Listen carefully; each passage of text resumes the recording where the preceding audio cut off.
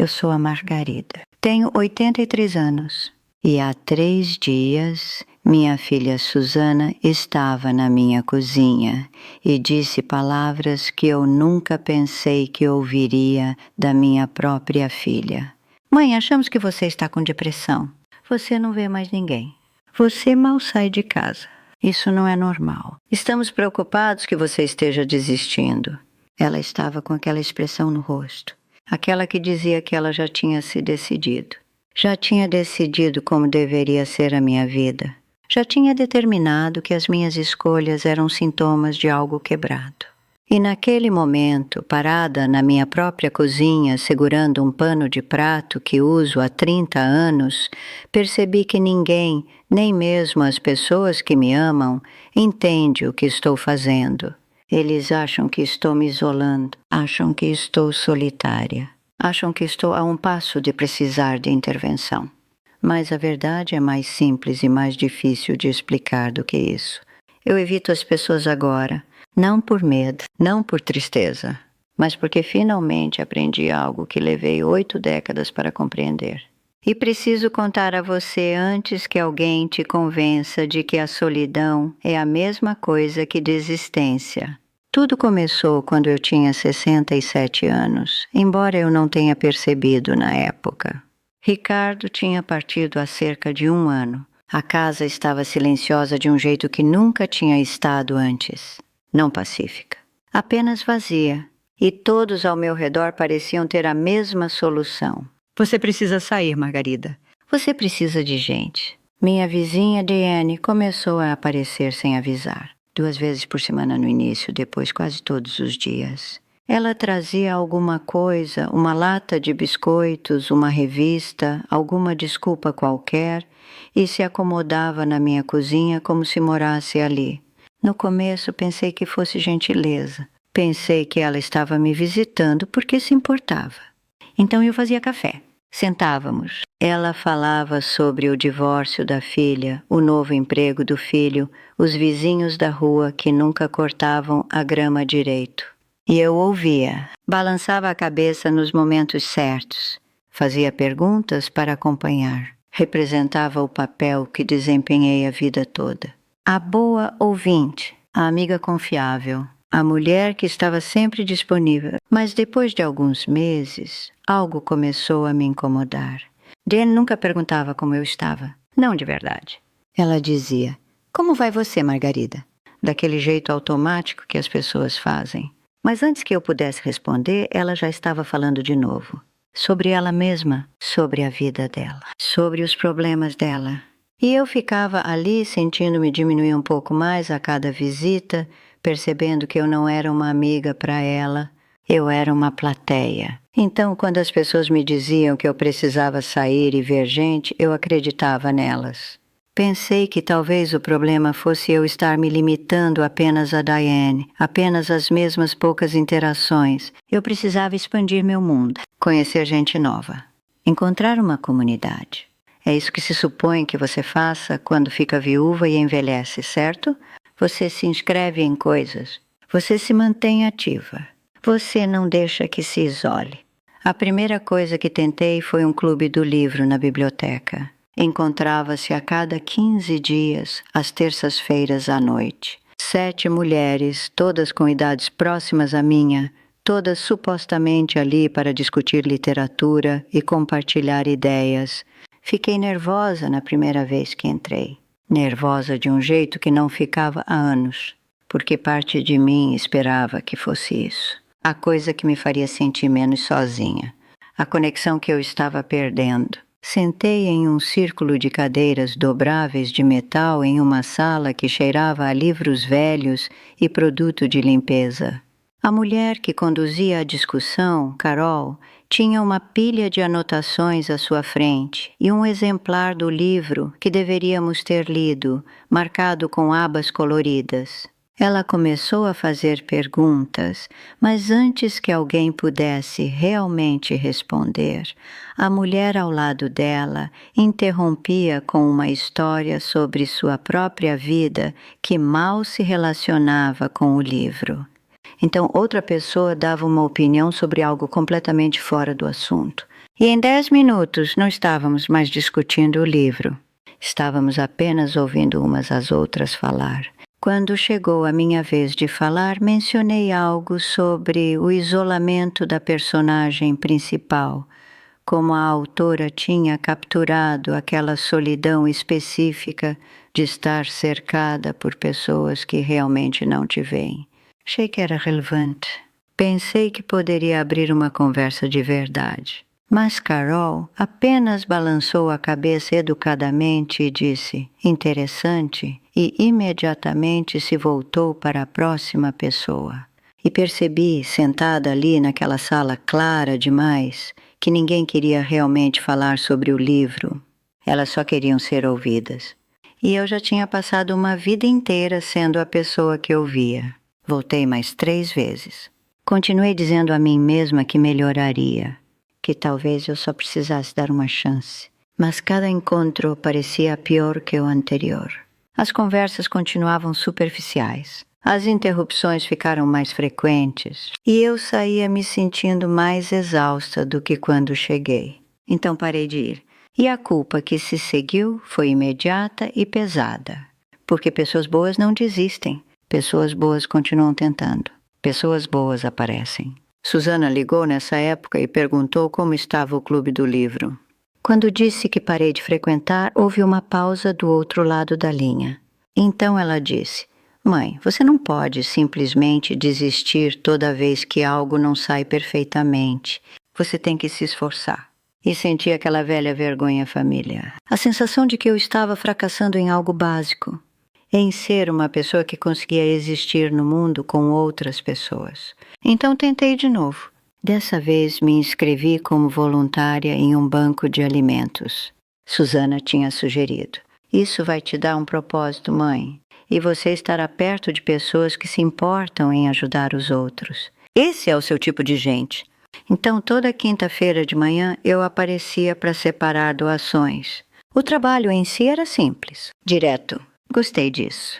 Produtos enlatados em uma caixa, produtos secos em outra, verificando datas de validade, organizando prateleiras. Parecia útil de uma forma que não exigia performance, mas as outras voluntárias tornaram insuportável.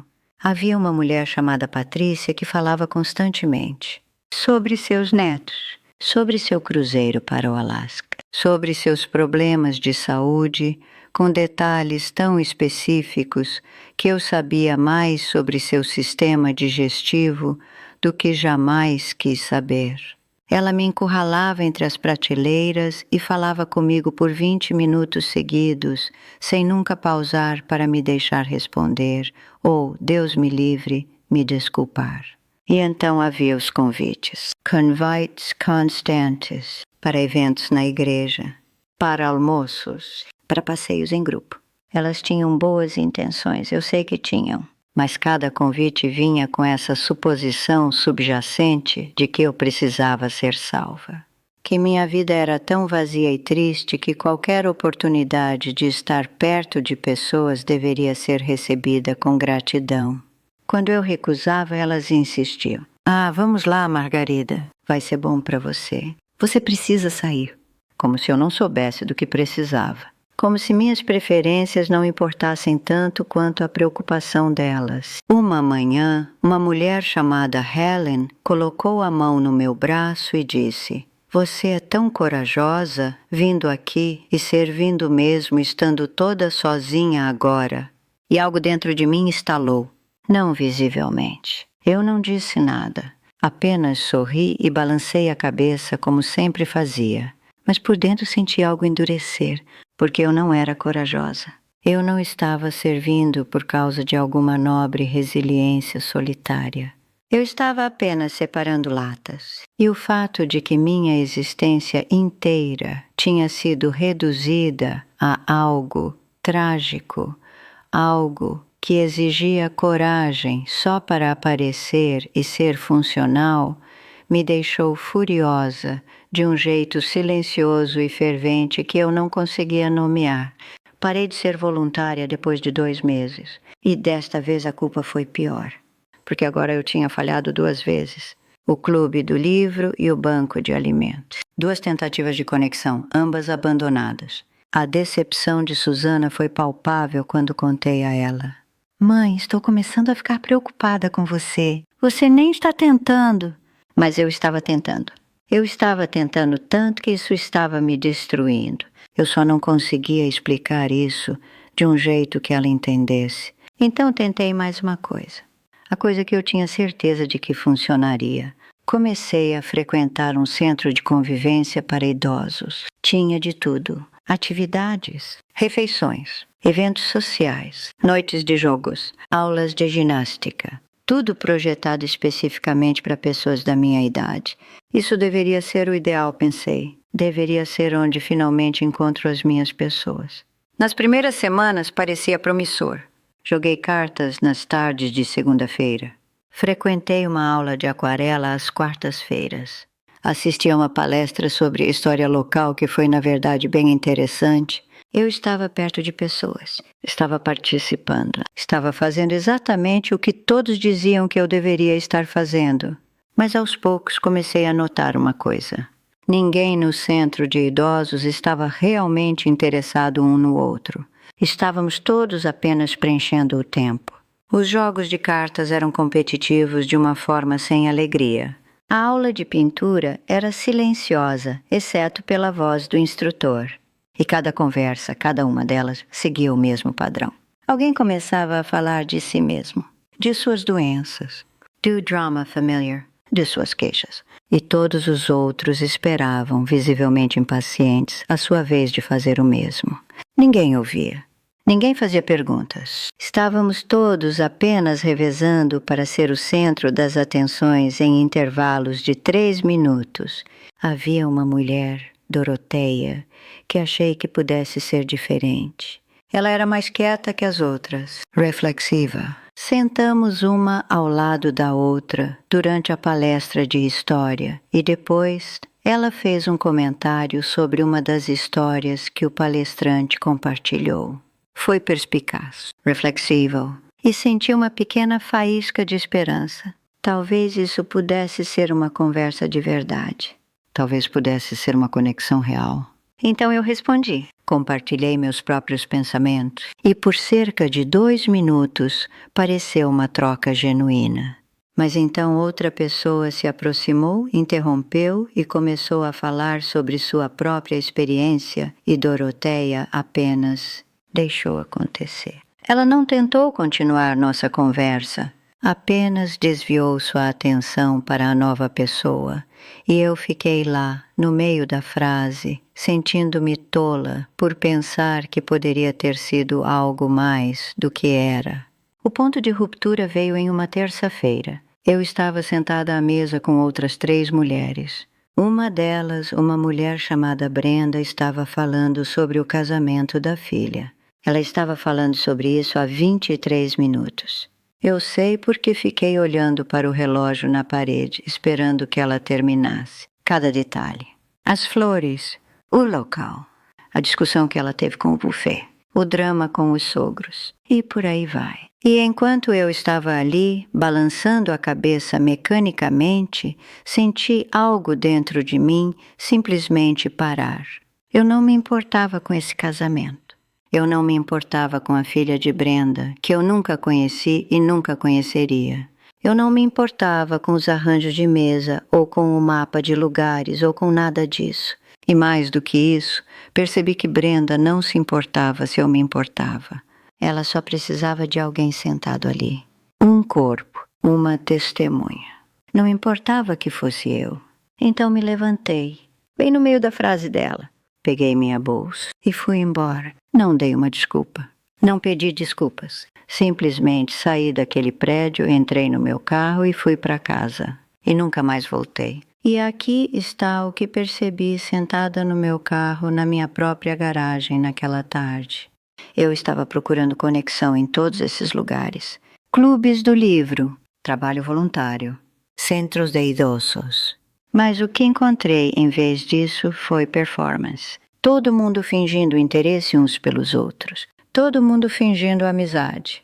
Todo mundo fingindo comunidade. Mas nada disso era real. Nada disso ia além da superfície, e eu estava exausta de fingir que ia. Então parei. Parei de ir a lugares que eu não queria ir. Parei de aceitar convite por culpa. Parei de me forçar a entrar em espaços que me esgotavam, só porque outras pessoas achavam que eu deveria. E o alívio que se seguiu foi tão profundo que quase me assustou. Porque pela primeira vez em anos, talvez décadas, senti que podia respirar. Agora meus dias são silenciosos. Acordo quando meu corpo me diz para acordar. Faço café e sento perto da janela. Algumas manhãs vejo um cardeal pousar na árvore lá fora. Algumas manhãs não vejo nada de notável. E ambos estão bem. Leio livros que realmente quero ler. Faço caminhadas quando tenho vontade, não porque está no cronograma.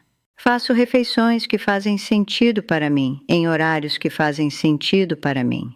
E sim, eu vejo pessoas, mas apenas as que importam. Sara passa por aqui às vezes. Não encenamos nada uma para outra. Podemos ficar em um silêncio confortável. A filha dela, Emma, visita depois da escola alguns dias, e essas interações parecem fáceis porque ela não precisa que eu seja nada além de presente. Falo com minha irmã Joana a cada 2 semanas, e essas conversas parecem reais de um jeito que nenhuma das outras parecia. Ninguém te conta que proteger sua paz às vezes significa decepcionar pessoas. Ninguém te conta que escolher a solidão, em vez de uma conexão superficial, fará com que os outros pensem que você está com depressão. Ninguém te conta que a parte mais difícil não é ficar sozinha, é defender seu direito de ficar sozinha para pessoas que acham que sabem o que é melhor para você. Na verdade, todo esse processo, aprender quando dizer não, aprender como estabelecer limites sem se afogar na culpa, aprender a construir uma vida que não dependa de interação constante, eu não conseguiria encaixar tudo aqui. Levei anos para descobrir, então escrevi. Coloquei em um livro chamado O Código da Liberdade. Cada limite que precisei estabelecer. Cada culpa que tive que superar, cada momento em que precisei escolher a mim mesma em vez das expectativas de outra pessoa. Acabei de lançar. O link está no comentário fixado. Meus filhos não sabem que é público. Se eles descobrirem, provavelmente vão me pedir para tirar do ar, dizer que estou compartilhando demais. Então talvez eu tenha que tirar logo, mas mulheres como Lorraine, 76 anos, e Estelle, 82, e Phyllis, 79, já me escreveram para dizer que isso mudou como elas veem suas próprias escolhas, que deu a elas permissão para parar de se desculpar. Então está lá agora, se você precisar, porque aqui está o que eu gostaria que alguém tivesse me dito décadas atrás. Evitar pessoas não tem a ver com amargura. Não tem a ver com desistir ou se fechar ou se tornar uma reclusa solitária. Tem a ver com reconhecer que nem toda conexão vale a energia que é preciso para mantê-la. Alguns relacionamentos te esgotam. Alguns espaços, não importa quão bem intencionados, simplesmente não são para você. E algumas obrigações só existem porque você ainda não disse não. Não me sinto solitária. Sinto-me lúcida. Sinto-me leve, sinto-me livre da exaustão de fingir interesse quando não tenho. Livre da culpa de não ser suficiente para pessoas que nunca estiveram realmente interessadas em mim de qualquer maneira. Livre da ideia de que uma agenda social cheia significa uma vida cheia. E o estranho é que quanto mais me afastava das pessoas, mais começava a ver a mim mesma. Por anos defini a mim mesma por papéis. Esposa, mãe, vizinha, voluntária, amiga. Mas quando deixei esses papéis de lado, quando parei de encená-los, encontrei algo por baixo. Apenas Margarida, nada impressionante. Não particularmente interessante para a maioria das pessoas, mas o suficiente. Silenciosa e estavelmente o suficiente. Meus filhos ainda se preocupam. Susana liga mais vezes agora. Davi me mandou um artigo sobre os perigos do isolamento social em idosos. Linda sugeriu que eu falasse com meu médico sobre depressão. E eu deixo que eles se preocupem, porque sei que eles ainda não conseguem entender. Eles ainda estão na fase da vida em que estar ocupado parece importante. Onde ter planos equivale a viver bem. Talvez eles entendam algum dia. Talvez não. De qualquer forma, não é meu trabalho convencê-los. Também aprendi a reconhecer a diferença entre solidão e estar só. Solidão é querer conexão e não tê-la. Estar só é escolher sua própria companhia e achá-la suficiente. Passei anos confundindo as duas, pensando que estar sozinha automaticamente significava estar solitária. Mas alguns dos meus momentos mais solitários foram em salas cheias, e alguns dos meus momentos mais pacíficos foram completamente sozinha. Há uma gratidão nisso que eu não esperava. Gratidão pelas manhãs que se desenrolam lentamente, pela ausência de obrigação, pela liberdade de dizer não sem precisar justificar, pelos momentos pequenos e comuns que ninguém mais vê, mas que compõem a verdadeira textura dos meus dias, a maneira como o vapor sobe da minha xícara de café, o som da chuva no telhado, o peso de um livro em minhas mãos. Sou grata pelas pessoas que permanecem em minha vida. Não porque estão preenchendo um vazio, mas porque estão genuinamente presentes. Sou grata por relacionamentos que parecem mútuos, onde o cuidado flui em ambas as direções. E sou até grata por aqueles que deixei ir, porque me ensinaram o que eu não queria. A vida aos 83 anos não é sobre colecionar pessoas. Não é sobre estar cercada ou se manter ocupada ou provar que você ainda é relevante. É sobre saber o que importa e proteger isso ferozmente. É sobre escolher a paz em vez da performance. É sobre entender que, às vezes, a coisa mais gentil que você pode fazer por si mesma é se afastar. Quando penso em todos aqueles lugares onde tentei me encaixar, o clube do livro, o banco de alimentos, o centro de idosos, não sinto arrependimento. Sinto alívio por finalmente ter me dado permissão para parar, porque nenhum desses espaços foi projetado para uma conexão real.